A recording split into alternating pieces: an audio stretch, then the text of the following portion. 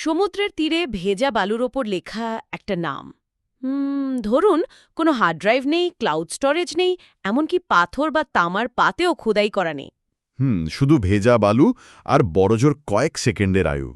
ঠিক। অথচ এই মুছে যাওয়া নামটাই গত ৪০০ বছরেরও বেশি সময় ধরে মানুষের মুখে মুখে ঘুরছে। প্রকৃতির ধ্বংসাত্মক শক্তির কাছে যেটা কয়েক মুহূর্ত টিকতে পারেনি, সেটাই সাহিত্যের ইতিহাসে অমর হয়ে রইল। আর কিভাবে সম্ভব হলো এটা, সেটাই কিন্তু আজকের সবচেয়ে বড় প্রশ্ন। একদম। আজকের এই গভীর অনুসন্ধানে আমরা ঠিক এই রহস্যটাই ভেদ করব। আমাদের আজকের বিষয় হল ষোড়শ শতকের কবি এডমান্ড স্পেন্সারের বিখ্যাত সনেট অ্যামোরেট্টি 75 বা ওয়ান ডে আই রোট হ্যার নেম। ওহ, এটা ইংরেজি সাহিত্যের একটা অনবদ্য সৃষ্টি। হ্যাঁ, তো আমাদের উদ্দেশ্য হল এই সনেটটির লাইন বাই লাইন বিশ্লেষণ থেকে শুরু করে এর ঐতিহাসিক প্রেক্ষাপট, রেনেসা যুগের দর্শন আর স্পেন্সারের জীবনের কিছু অজানা তথ্য ঘেঁটে দেখা। মানে কিভাবে একটা সাধারণ রোম্যান্টিক দৃশ্য হাইস্কুলের ক্লাসরুম থেকে শুরু করে বড় বড় সাহিত্য সমালোচকদের কাছে আজও এত প্রাসঙ্গিক, সেটাই আমরা খুঁজব। আসলে শিল্পের সবচেয়ে বড় বিস্ময় এটাই। বস্তুগতভাবে যা ধ্বংস হয়ে যায়, কবিতা কিভাবে যেন তাকেই অনন্তকালের জন্য ফ্রেমে বন্দী করে ফেলে। আর এই লড়াইটা বোঝার জন্য কবিতার শুরুটা খেয়াল করা খুব জরুরি। রাইট।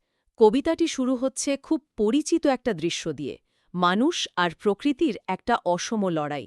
স্পেন্সার বলছেন, one day I রোট her name upon the strand, but came the waves and washed it away. মানে, একদিন আমি সমুদ্র সৈকতে তার নাম লিখেছিলাম, কিন্তু ঢেউ এসে সেটা মুছে দিল। আর এখানেই শেষ নয়, কবি কিন্তু হাল ছাড়ছেন না। হ্যাঁ, তিনি নাছোড়বান্দার মতো আবার লিখছেন। বলছেন, "Again I wrote it with a second hand, but came the tide and made my pains his prey." এই জায়গাটা দারুণ ইন্টারেস্টিং। স্পেন্সার প্রকৃতির এক বিশাল আর ভয়ঙ্কর রূপ তুলে ধরেছেন। এখানে জোয়ার বা টাইডকে রীতিমতো পার্সনিফিকেশন বা ব্যক্তিসত্তা দেয়া হয়েছে। মানে জোয়ারটা যেন একটা শিকারী, তাই না? এক্স্যাক্টলি, একটা নিষ্ঠুর শিকারী, আর কবির পরিশ্রম বা পেইনস হল তার অসহায় শিকার। মানুষ আসলে প্রকৃতিকে জয় করতে চায়, স্মৃতিকে আঁকড়ে ধরতে চায়, কিন্তু সমুদ্রের গর্জনের কাছে বা বলতে পারেন সময়ের স্রোতের কাছে সে বড়ই অসহায়। হুম। আর ঠিক এই অসহায়তার মুহূর্তেই কবিতায় একটা অদ্ভুত নাটকীয় মোড় আসে। হঠাৎ করে আমরা একটা নতুন কণ্ঠস্বর শুনতে পাই। কবির সেই প্রেমিকা বা প্রিয়তমা কথা বলে ওঠেন। আর সনেটের ইতিহাসে এটা কিন্তু বেশ বিরল একটা ঘটনা। তাই তো, সনেটে তো সাধারণত প্রেমিকাই কথা বলে না, কবি একাই নিজের আবেগ প্রকাশ করে যান। কিন্তু এখানে নারীটি কবিকে রীতিমতো বকা দিচ্ছেন। বলছেন, "vain man that doest in vain assay, a mortal thing so to immortalize." হ্যাঁ, নারীটি তাকে ভেইন ম্যান বা অহংকারী বলে সম্বোধন করছেন। তিনি অত্যন্ত বাস্তববাদী। তিনি বলছেন, একটি মরণশীল জিনিসকে অমর করার এ চেষ্টা একেবারে বৃথা। নারীটি আরও বলছেন, "for I myself shall like to this decay, and eke my name be wiped out likewise." মানে, এই বালুর লেখার মতোই একদিন তার শরীর ধ্বংস হবে, পৃথিবী থেকে তার নাম মুছে যাবে। রেনেসা যুগের সনেটগুলোতে নারীদের সাধারণত কোনো কণ্ঠস্বর দেওয়া হতো না। তারা কেবল নীরব প্রতিমা হয়ে থাকত। কিন্তু স্পেন্সার আর এই নারী বুদ্ধিমতী। তিনি রূঢ় সত্যটা কবির মুখের ওপর বলে দিচ্ছেন। আর এই বাস্তবসম্মত কথাগুলোর পরই আসে কবিতায় ভোল্টা বা মোড় ঘোরার সেই বিখ্যাত মুহূর্ত। কবির সরাসরি দ্বিমত পোষণ করছেন। হ্যাঁ, তিনি বলছেন, নট সো, এমনটা হবে না। কবি বলছেন, "let baser things devise, to die in dust, but you shall live by fame. My verse your virtues rare shall eternize, and in the heavens write your glorious name." সাধারণ জিনিস ধুলোয় মিশে যাবে, কিন্তু আমার কবিতার মাধ্যমে তোমার গুণাবলী অমর হবে। তোমার নাম স্বর্গে লেখা থাকবে। এই জায়গাটিতে স্পেন্সারের আত্মবিশ্বাসটা দেখার মতো। আচ্ছা, এখানে আমার মাথায় দারুণ একটা অ্যানালজি আসছে। স্পেন্সার কি আসলে ইন্টারনেট আবিষ্কারের আগেই তার ভালোবাসার মানুষের নাম ক্লাউডে সেভ করে রাখার চেষ্টা করছিলেন? দারুণ একটা তুলনা। মানে ধরুন, ফিজিক্যাল হার্ড ড্রাইভ বা এই বালু থেকে ডেটা মুছে গেল, ভার্চুয়াল জগতে বা স্বর্গে যেন তা চিরস্থায়ী ব্যাকআপ হিসেবে সেভ করা থাকে। ব্যাপারটা কি সেরকমই কিছু? ক্লাউড স্টোরেজের এই উপমাটি তো একেবারে পারফেক্ট। স্পেন্সার ঠিক এই কাজটাই করতে চাইছিলেন। নারীটির ওই বাস্তববাদী আক্রমণই মূলত কবিকে এই কাব্যিক অমরত্বের ধারণাটা তুলে ধরার একটা শক্ত মঞ্চ তৈরি করে দেয়। আর এই প্রতিজ্ঞার চূড়ান্ত রূপ আমরা দেখি কবিতার শেষের কাপলেটে। স্পেন্সার বলছেন যখন মৃত্যু পুরো বিশ্বকে পরাস্ত করবে তখনও তাদের ভালোবাসা বেঁচে থাকবে এবং নতুন জীবনের জন্ম দেবে। ঠিক, আর love shall live and later life renew. কিন্তু এই যে এত বড় একটা গ্যারেন্টি স্পেন্সার দিলেন, এর পিছনে নিশ্চয়ই শুধু কথার কথা ছিল না, তিনি তার কবিতার কাঠামো দিয়েও এটা প্রমাণ করেছিলেন। চলুন স্পেন্সেরিয়ান সনেটের গঠনটা একটু বোঝার চেষ্টা করি। অবশ্যই। সাহিত্যের ইতিহাসে সনেটের বিবর্তনটা খুব চমকপ্রদ। ধরুন ১৩০০ শতকে সিসিলিতের উৎপত্তি হল, পরে পেত্রার্কের হাত ধরে এটি পূর্ণতা পায়। যেখানে ৮ লাইনের একটা অক্টেভ থাকে আর ৬ লাইনের সেস্টেট। রাইট? একদম ঠিক। আবার ইংল্যান্ডে শেক্সপিরীয় সনেটে থাকে ৩টি ৪ লাইনের কোয়াট্রেন এবং শেষে ২ লাইনের কাপলেট, আর ছন্দের মিলগুলো প্রতিটি স্তবকে আলাদা থাকে। কিন্তু স্পেন্সার এই দুটোর কোনোটাই মানলেন না। তিনি একটা নিজস্ব স্টাইল তৈরি করলেন, স্পেন্সেরিয়ান সনেট। এর রাইম স্কিমটা তো একটা শেকলের মতো, তাই না? A B A B, B C B C, C D C D, E E. হ্যাঁ, এটাকে ইন্টারলকিং বা চেইন রাইম স্কিম বলা হয়। এখানে আমার একটা ছোট পুশব্যাক আছে।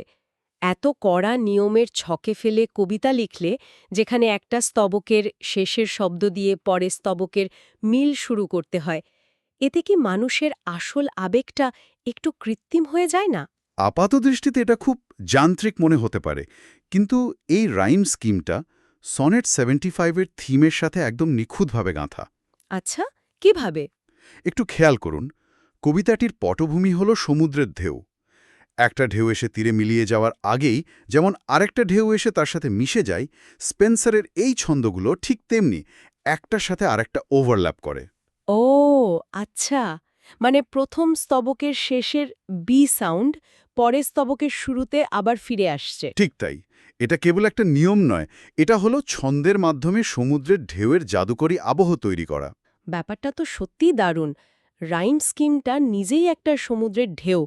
সোর্সগুলোতে আরও বলা আছে এখানে অ্যাসেনেন্স বা স্বরবর্ণের পুনরাবৃত্তি আছে, যেমন কেম, ওয়েভস, অ্যাওয়ে, এই শব্দগুলোতে এ সাউন্ডের পুনরাবৃত্তি। যা ঢেউয়ের শব্দ তৈরি করে। আবার কনসোনেন্টসও আছে, যেমন made my pains his prey, P sound জোয়ারের আগ্রাসী রূপটাকে ফুটিয়ে তোলে। আর পুরো কবিতাটি লেখা হয়েছে আয়াম্বিক পেন্টামিটার ছন্দে। স্পেন্সার সত্যি শব্দের এক নিখুঁত স্থপতি ছিলেন। এবং শুধু শব্দের স্থপতি নন, তিনি রেনেসা যুগের বিষাদগ্রস্ত প্রেমের ট্রেডিশনও ভেঙেছিলেন। তাহলে ছান্দের এই সমুদ্র থেকে এবার একটু বাস্তবের মাটিতে ফেরা যাক। বালুতে যার নাম লেখা হচ্ছিল, সেই নারীটি আসলে কে ছিলেন? হ্যাঁ, এটা জানা খুব জরুরি। রেনেসা যুগের অন্য কবিরা, ধরুন ফিলিপ সিডনি বা পেট্রার্ক, তারা এমন নারীদের নিয়ে প্রেমের সনেট লিখতেন যাদের বাস্তবে পাওয়া প্রায় অসম্ভব। মানে প্রেমিকা ছিল দূরের কোনো নক্ষত্রের মতো। প্রচুর হতাশা আর দুঃখ ছিল সেই কবিতাগুলোতে। রাইট। কিন্তু স্পেন্সারের বাস্তবতা সম্পূর্ণ ভিন্ন ছিল। তিনি তার এই অ্যামোরেটটি বা লিটল কিউপিডস সংকলন লিখেছিলেন বাস্তবের এক নারীর জন্য। তার নাম এলিজাবেথ বয়েল। ও, একজন আইরিশ নারী, যাকে স্পেন্সার ১৫৯৪ সালের বসন্তকালে প্রেম নিবেদন করেন। একদম ঠিক। আর এই প্রেম কোনো একপাক্ষিক কল্পনা ছিল না, এটি পরবর্তীতে বিয়েতে গড়ায়। এই কারণে স্পেন্সারের কবিতায় কোনো হাহাকার নেই, বরং রয়েছে চরম আশাবাদ।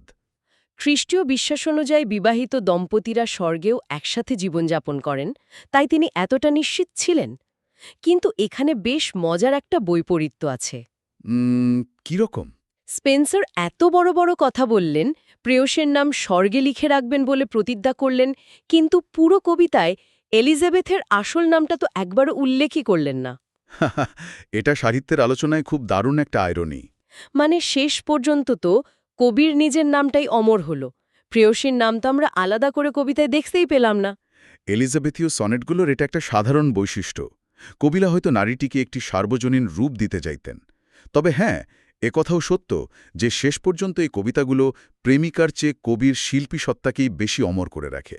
স্পেন্সার এলিজাবেথের নাম খোদাই না করলেও তার প্রেমের আখ্যানকে তো অমর করেছেন। আচ্ছা, এই অমরত্বের আইডিয়াটা কি স্পেন্সারের একান্তই নিজের, নাকি এর পেছনে বড় কোনো দর্শন ছিল? এটা সরাসরি রেনেসা যুগের হিউম্যানিজম বা মানবতাবাদের সাথে যুক্ত।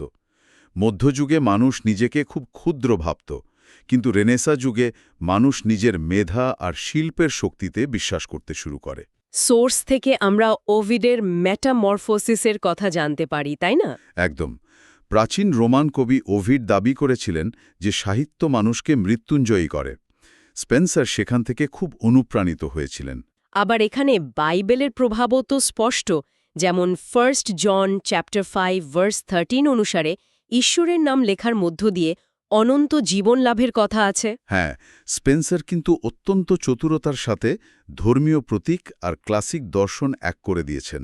এমনকি ইস্টার সানডের পরের লো সানডেতে পবিত্র জলে ধুয়ে নতুন নামকরণের যে ধর্মীয় প্রথা, তার প্রতিধ্বনিও তো ঢেউয়ের জল দিয়ে নাম ধুয়ে ফেলার মাঝে লুকিয়ে আছে। ঠিক, জাগতিক নোনা জল সবকিছু মুছে দেয়, কিন্তু আধ্যাত্মিক জল বা তার কবিতার পবিত্র জল সেই অস্তিত্বকে স্বর্গে উন্নীত করে।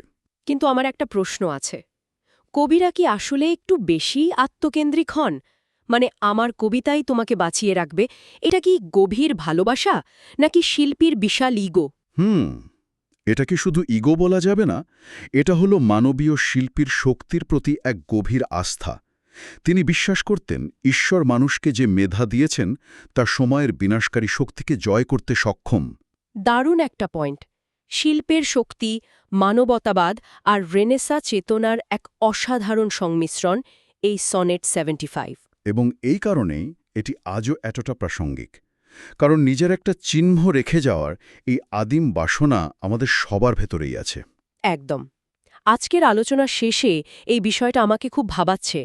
স্পেন্সার আজ থেকে 400 বছরেরও বেশি সময় আগে কালি আর কাগজের মাধ্যমে একটা নামকে অমর করেছিলেন। কিন্তু আজকের এই 21 শতকে আমরা আমাদের সব স্মৃতি, ভালোবাসা আর পরিচয় ডিজিটাল মাধ্যমে রেখে যাচ্ছি, সোশ্যাল মিডিয়ায়, বড় বড় সার্ভারে। আমরা ভাবি এগুলো চিরস্থায়ী হয়ে গেল। ঠিক, কিন্তু এই ডিজিটাল ডেটাবেস কি আসলেই স্থায়ী, নাকি আমরাও আসলে এক বিশাল ডিজিটাল সমুদ্রের তীরে বালুর ওপর নাম লিখছি? খুব গভীর একটা প্রশ্ন এটা। কালের কোনো এক অচেনা ঢেউ বা কোনো টেকনোলজিক্যাল ক্র্যাশ এসে যদি সব মুছে দেয়, 400 বছর পর আমাদের এই ডিজিটাল ভার্স বা স্মৃতিগুলো কি টিকে থাকবে, নাকি বালুর লেখার মতোই চিরতরে হারিয়ে যাবে? এই প্রশ্নটার উত্তর হয়তো ভবিষ্যতই দিতে পারবে। হ্যাঁ, এই চিন্তার খোরাকটাই বরং আমাদের শ্রোতাদের জন্য আজ রেখে যায়। আজকের মতো এখানেই শেষ হচ্ছে আমাদের গভীর অনুসন্ধান। নতুন কোনো বিষয় নিয়ে আবারও আলোচনা হবে। সবাই ভালো থাকবেন।